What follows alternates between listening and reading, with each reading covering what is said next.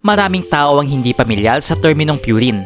Hindi nababatid ang maruruming detalye ng biochemistry. Ang mga purine ay isa sa dalawang grupo ng mga istruktura na matatagpuan sa DNA at RNA. Ang dalawang purine ay tinatawag na adenine at guanine.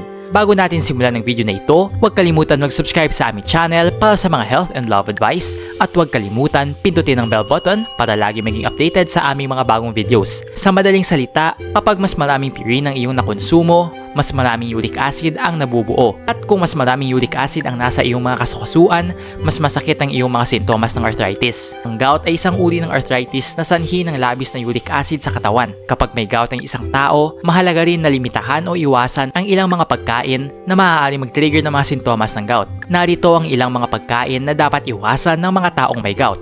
1. Lamang loob. Iwasan ng mga pagkaing may mataas na uric acid tulad ng atay, bato, bituka at iba pang organ meat. Ang mga ito ay mayaman sa purines na maaaring magdulot ng pagtaas ng uric acid sa katawan. 2. Seafood. May ilang uri ng seafood na dapat iwasan ng may gout dahil mataas din ang uric acid content nito. Halimbawa, iwasan ng mga pagkain tulad ng sardinas, tulingan, shrimp at iba pang uri ng shellfish. 3. Alak. Ang pag-inom ng alak ay maaaring magdulot ng pagtaas ng uric acid sa katawan. Kabilang dito ang beer, alak na may mataas na sugar content at iba pang inumin na may alkohol. 4. Mga pagkain na may mataas na asukal. Iwasan ng mga pagkain may mataas na asukal tulad ng soft drinks, matamis na juice, at iba pang matamis na pagkain. Ang labis na asukal ay maaaring magdulot ng pagtaas ng insulin na maaaring makaapekto sa uric acid metabolism. 5. Processed foods. Iwasan ang mga processed food tulad ng hotdog, ham, bacon at iba pang mga processed meats na may mataas na uric acid content. 6. Bawang.